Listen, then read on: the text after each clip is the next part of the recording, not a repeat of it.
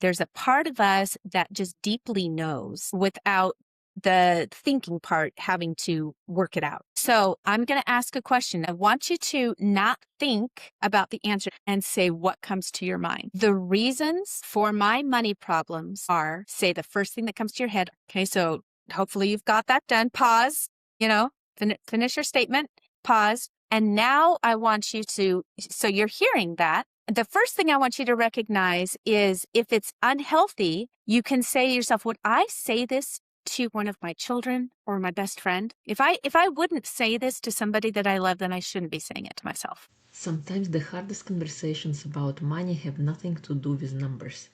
They begin with the stories we've been carrying for years. Stories about worth, security, success, and whether we are enough. Have you ever opened your bank account and instantly felt your stomach tighten? Not because of the number, but because of what you made it mean. Maybe you told yourself you should be further ahead.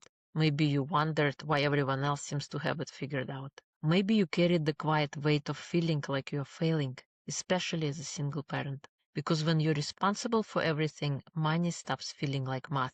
It starts feeling personal. But what if the real issue isn't the balance in your account? What if it's the story you've been telling yourself about it? And what becomes possible when that story finally begins to change?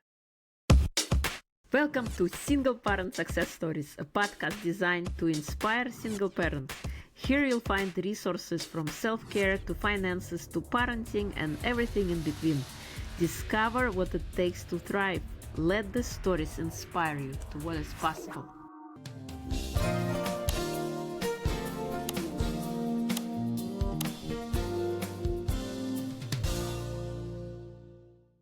After some incredible technical difficulties, we are back on, and I'm so excited to have Jennifer on.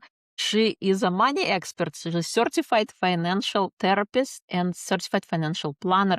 She helps people uncover the emotional, relational, and behavioral forces shaping their relationship with money, empowering them to feel confident, capable, and successful. Her compassionate, practical approach guides listeners to take tangible steps towards financial and emotional well-being. Through her 7-layer financial wellness framework, Jennifer helps people overcome financial shame by broadening and deepening their understanding of the hidden forces influencing their financial choices. Welcome, Jennifer. It's a pleasure to have you. Hi, Irina. I'm sure happy to be here. Thank you. So many single parents feel shame and fear around money.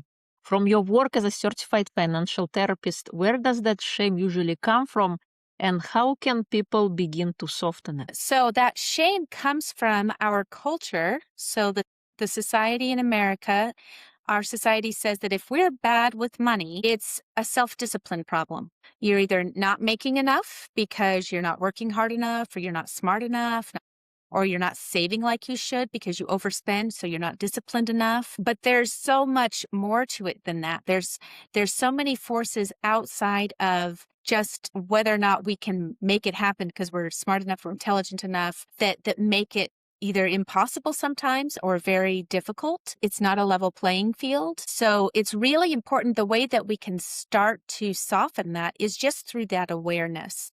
Understanding that oftentimes procrastination is actually a stress response, that the system is not set up equally for everybody to be able to succeed. So when we recognize that there's more to it than just like, oh man, I'll never be good at money, I'm not good at math, or no matter how hard I try, I can't seem to get in control of my money, that we really need to say, actually, let's look at society as a whole. Let's look at some of the cultural expectations and the things that we experienced in our families and really see that there's a lot more to it than that. And we'll get into why, that's empowering, but it can also make it so that people are demotivated. And we'll talk about how to make sure that doesn't happen. Totally. I love that you bring awareness into the picture, because what we are not aware, we cannot address. You teach Right. that we need to regulate before communicate.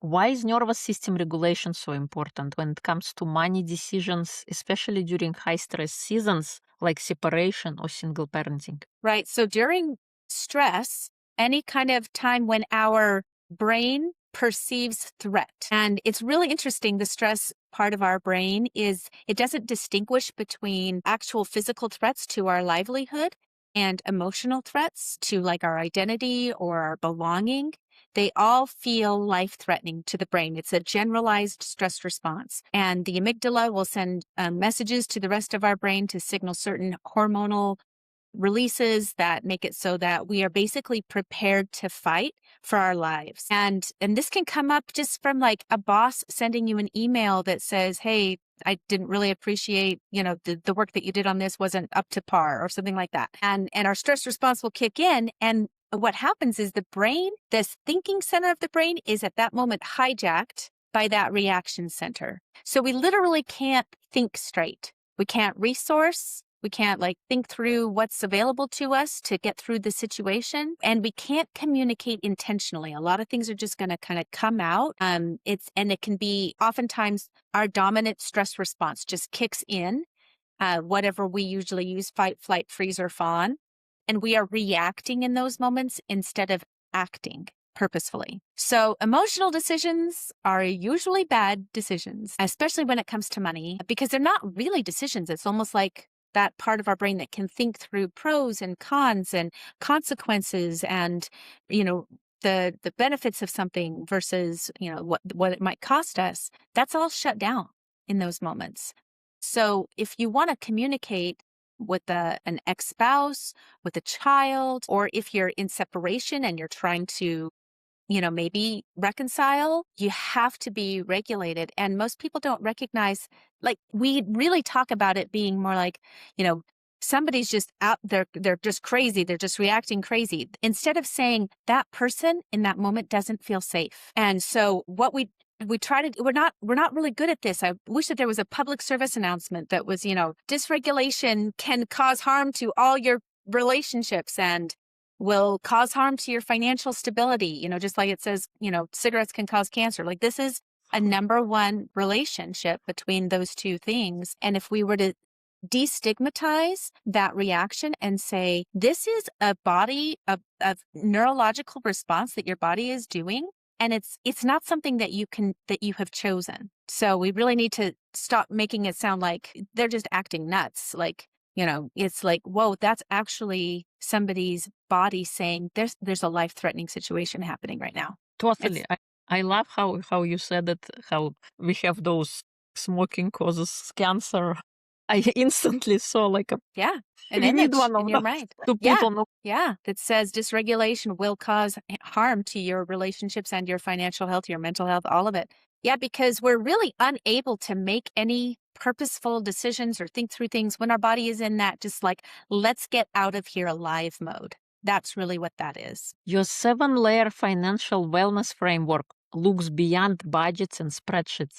Can you explain one or two layers that often surprise people and how they impact everyday financial choices? Yeah, most people are just so grateful when they hear about the societal and the relational layers. So we've already been talking a little bit about that. And my layers go from the macro down into the micro, like what's really going on at a cellular level, and then also at a societal level or in a systems, the way that the system is set up. And you really, once we realize that there are these broader factors involved and that we're all affected by them, and sometimes it makes it difficult to impossible to succeed financially in the way that, our society says you need to be saving this certain amount and you need to be making this certain amount and you need to have this much saved for a comfortable retirement. And if you have this much, your debt to credit ratio, your debt to income ratio needs to be this amount. And if you can't make that work, and you recognize that, there are systems in place that make it difficult for certain segments of society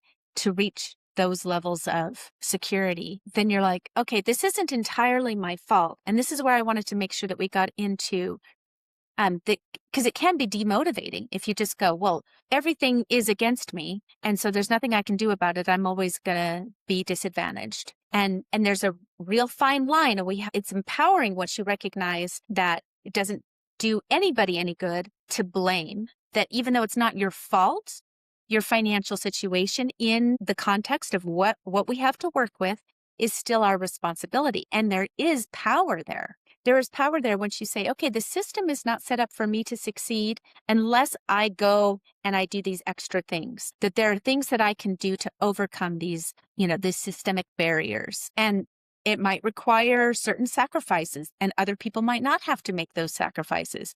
And you could sit around all day long and be like, this is not fair.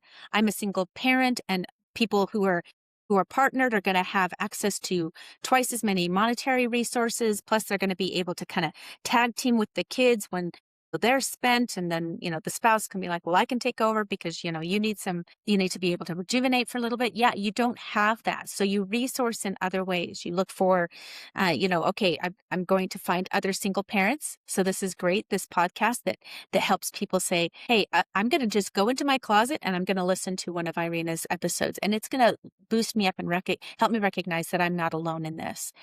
I'm going to look for other people who also care about my children, extended family members and teachers or church community or whatever kinds of associations you could get into. And yeah, it's easier if you just kind of have two people and they're living together and it's mom and dad and it's their biological children. But if it doesn't look like that, then we just have to say, okay, these are things that I'm going to have to do deliberately.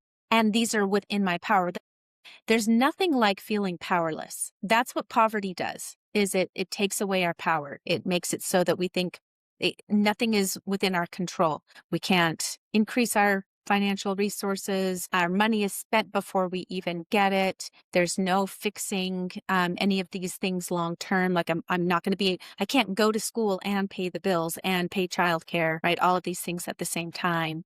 And so it's really important that we recognize that when we do have power over something, and that's what the regulation helps us understand, is like, if nothing else, I can take control over this moment and this period of time. I can say, I'm going to process this. I'm going to do something very specific. So to actually, like, what are some of the things you can do in those moments to get your power back? An actual deep breath. There's a the breathing in our bodies is both controlled by the parasympathetic and the sympathetic nervous systems.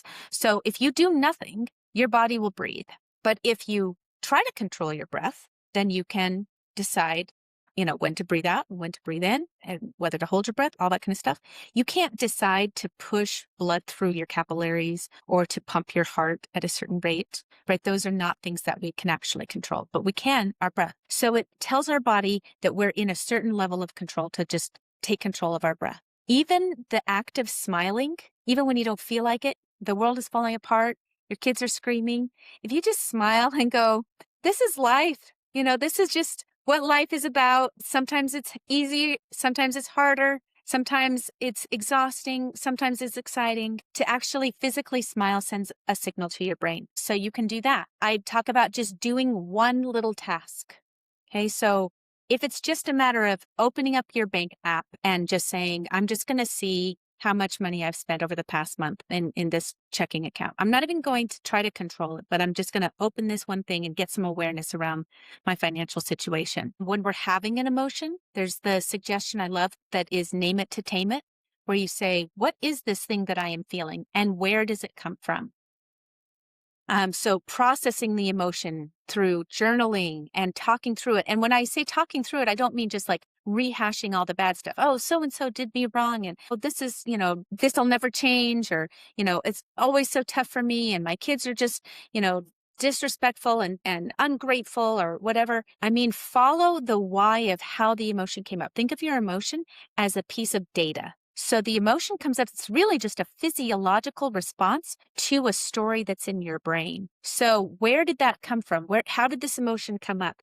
Where did that story begin? What is this emotion trying to tell me? It usually is telling you something about a story that you have, especially if it's an uncomfortable emotion that you might want to release, so that you might want to think about and go like, hey, do I actually even believe this anymore? Is this something that serves me, or am I should I let go of this narrative? So think of, again, those emotions as data, and then saying, I have control over something, and just going, there will never be a society that, at least not through the history of the world, and we should still always work toward it. In my classes about the societal layer, I say, we are supposed to, especially in a self-governed government system like we have in America, we are to be involved. the system that we have is created by us. That's what self-government is.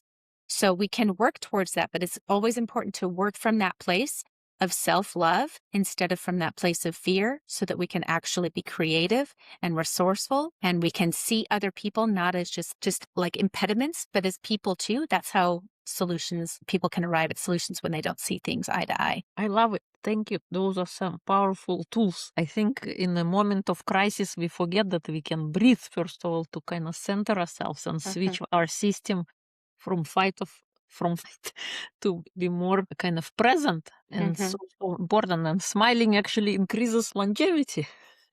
It does. 5 There's minutes a of dopamine response that comes from doing that. And you're just like, you can smile and go, I really don't feel like smiling right now. But your brain, you almost like just laugh at yourself at going, this is so fake. Like, I don't even like life right now. And that could bring it maybe a smile to your face and help you get through that moment. Yes, and awareness, of course, is important of any situation, like looking at your finances, looking at your checking account and seeing how much you spend, just so that you Yeah. know, not to blame yourself, but to be aware of what's happening. Yeah. And I And love, when that emotion comes up, and it probably will, you'll probably, if you haven't looked at your bank statements or you're kind of avoiding your financial situation, you don't know what you're bringing in and what's going out, and you don't have a list. There's two basic metrics for financial health: is your cash flow and your it's the statement that says your assets and liabilities. income statement, So your income. It's not an income statement. It's, come on, Jen. balance sheet. It's a balance sheet. Yeah, that's basically what it is. It's showing like your net worth statement. That's what I call it. Your net worth statement. So how much do you have in your assets? How much is, if you own a home, how much is that worth? If you own a car, how much is that worth? I don't get down to the nitty gritty, like how much is this little, like my water bottle worth, of course. But, your bigger assets, if you needed to sell them today, what would you be able to get for them? And then your liabilities. So how much do you have in debt? It needs to be outlined. But a lot of people are avoiding that, again, out of that sense of fear. There's some response that's saying, I can't handle that without it threatening my well-being. And our bodies are doing that as a self-protective measure. There's some kind of message that has sent that. Like, if I deal with this or I look at this, it might threaten my identity. It might threaten my sense of belonging. It might make me feel like a failure. Those kinds of emotions will come up. And again, if we just look at it as information and go, where did I get the idea that I was a failure? Most of us if you look back at when we were 3 years old, for instance, you couldn't have been told you were a failure. You wouldn't have, there's no part of you that could have thought, I'm a failure at life. When you're 3 years old, you learned that. You learned that from somewhere. We are not born with these limiting beliefs. We are taught them, and we can decide to unlearn them. We can say, oh yeah, that was a message that somebody sent me, but that didn't make it true. Right? Yes, totally agree with you. All the beliefs are acquired from caregivers, society, and then as we get older, our personal experiences, and then we assume that as truth, but our mind, it distorts and generalizes and deletes certain things if they are causing safety concerns to our body. So it's important to recognize that the stories we tell ourselves are not necessarily true, especially if they're not really serving us, if they're making us feel bad. And we have this part of ourselves. There's lots of these, they're called heuristics or neurological biases. And one of them is confirmation bias. We are looking for things that confirm what we already believe, and we are excluding stuff that doesn't confirm our belief system. So this is when I have like aha moments with my people. I say, we have to sit with both of these ideas to let the new one kind of take root. Because if we don't, then, you'll leave the session and then you'll just be like, nah, that's how things always will be. There's nothing new here. So we actually have to make space for that new idea. Before we continue, I'd like to share something close to my heart.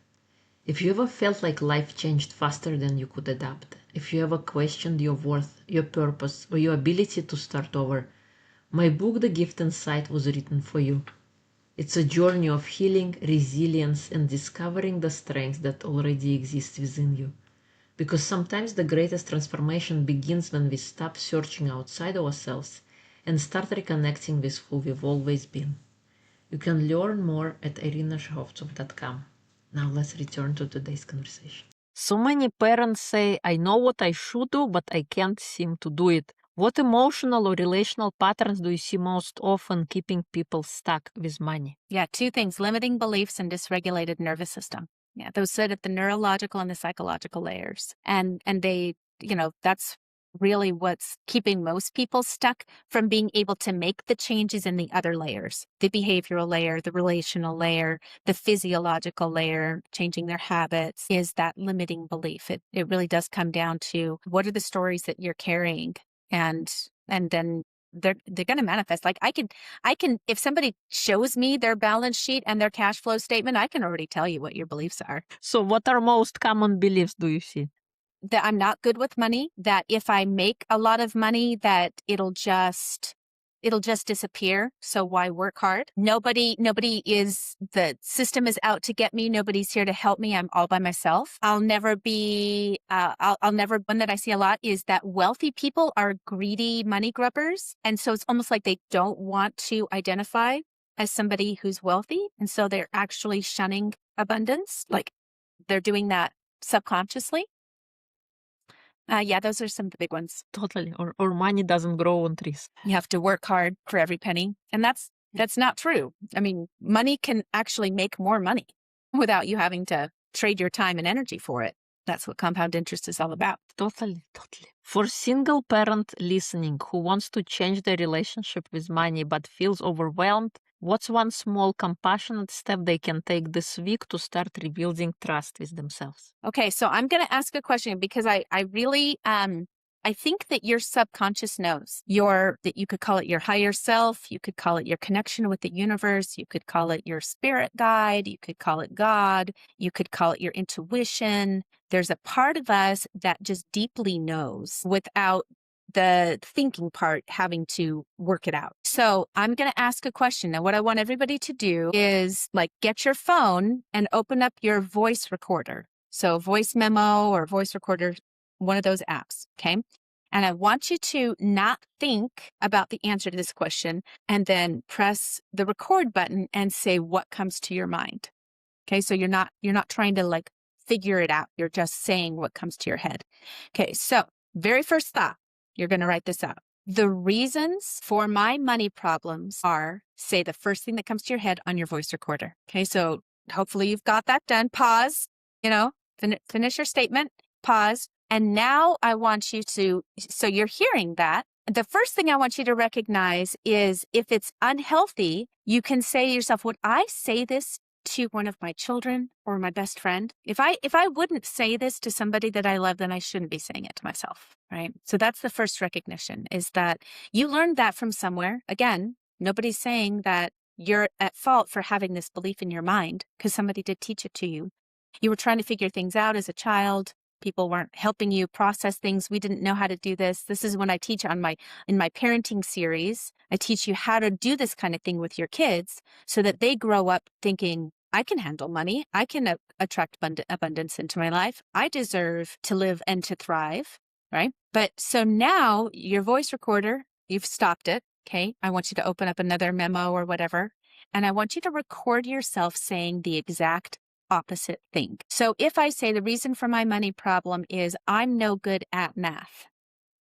Okay, let's just say that that's the first thing that comes to my head. I haven't thought through what do I really think about that? No, it's just the very first thing. Your subconscious knows, your intuition knows, your spirit guide, your higher self, whatever. It knows. And that's what's speaking in those moments when you're making financial decisions, is those unprocessed subconscious messages. So now you're going to record yourself saying, I am good at math. Okay? So this is your very first assignment for financial wellness, is you're going to record yourself saying, I am good at math. And I want you to listen to that for at least 20 minutes a day. And the best time to listen to it is actually as you're falling asleep. So it's when you're actually in delta brainwave state, which is kind of a self-hypnosis state. And that's going to get that more right into your subconscious. Okay.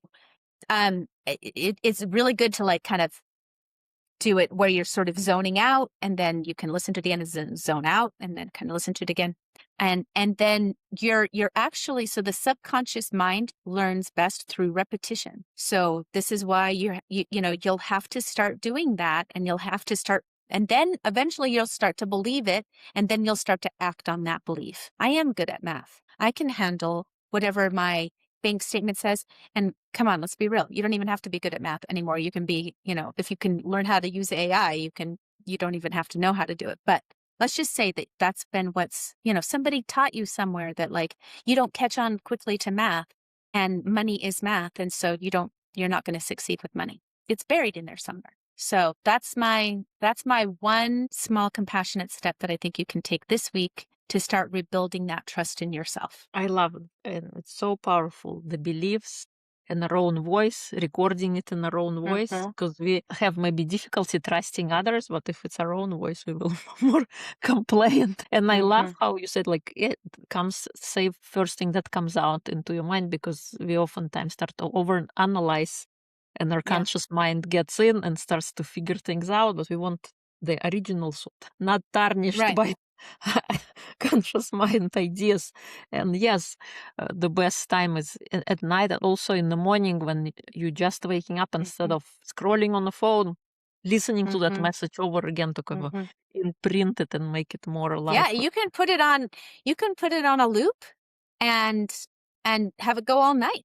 It will probably take about 10 days for you to start seeing some differences in sort of the way that maybe your body is going, okay, I'm not going to have this neurological response because I no longer have this belief.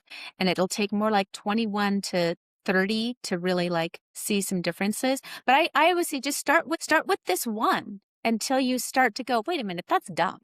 I'm not really bad at math. Or even if I am not, like, math might not be my strong suit, but that doesn't make me bad with money. And that doesn't mean that I shouldn't be attracting money to me, or I shouldn't have, be able to thrive financially. And then once you have that one done, let's just say 2 months to be safe, and then pick the next one, because we probably have some layers, but the next one will come in and you'll be like, okay, now I'm going to listen to this one.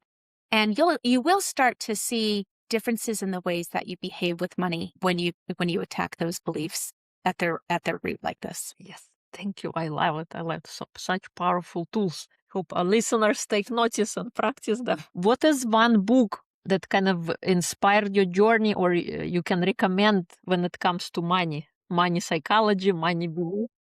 Yeah, I mean, there's The Psychology of Money, and that's a good one.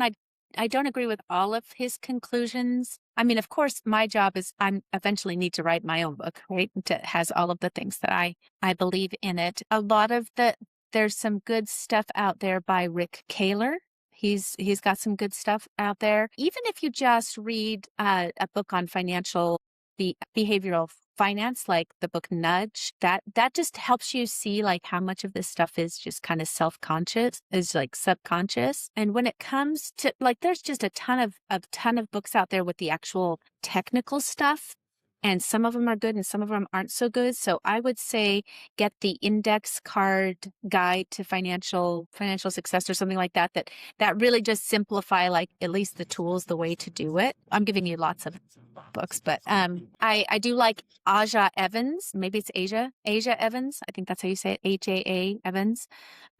She does have a book that gets pretty close to like, she doesn't address that it comes from trauma. She just, is saying like, you have these emotions and these stories, and you do that's what's driving the behavior. And then she teaches you kind of some technical skills there as well. But, go to our website and meet with me and let's design a program. That's the best way to do it is go to Breakthrough Financial Wellness, get on a 20-minute call with me. We talk about your specific situation, but, just handing any kind of book. I Will Teach You to Be Rich, that kind of thing. Happy Money. That's another one. Like there's, try to find the ones that where the reviews are about like, this really helped me see money in a new light. And instead of just saying, you need to do this differently. Atomic Habits is pretty good. Like it does get into how to create a habit, like, but again, you might have an aversion to a new habit creation if you have a trauma response to that. So we have to go deeper sometimes. Awesome. I love it. I read Atomic Habits, and Happy Money by Ken Honda is incredible. Kind of does teach you to look at money differently and saying simple like money is energy. When it comes in, say thank you, and when it goes out, say thank you. So thank you. Thank you so much. It's been a pleasure to have you. If people would like to connect with you, learn more about you, where would they go? Yeah, so breakthroughfinancialwellness.com. That's all just kind of one big word, breakthroughfinancialwellness.com. You'll see a formed little calendar link. And the 20-minute call is free. We talk about, what you're experiencing with money, and if Breakthrough, if there's some way that we can support you in helping you get where you need to go. And then if, we've got resources, get on our mailing list, just start taking those little steps that help you see that money is much deeper than just, oh yeah, I can't, I can't I don't have the discipline to stop overspending. I'll help you understand why you're doing that. And it's not because you're not capable. Totally. Thank you. Thank you so much. It's been a pleasure to have you. Thank you for the work that you are doing. And yeah, would love to have you on again. Yeah, it's been a pleasure. I hope your listeners will let us know, like in the comments, or if they email your show, what their experiences was trying to put some of these things into practice. We'd love to hear it. Yes. Thank you. If today's conversation helped you see money in a new light, take a moment to ask yourself, what story about money am I ready to release? Small shifts in awareness can create powerful change over time. Thank you for spending this time with us. If this episode resonated, please subscribe, leave a review, and share it with someone who may need this message today. Until next time, remember, your circumstances do not define your future. One small step forward can change everything.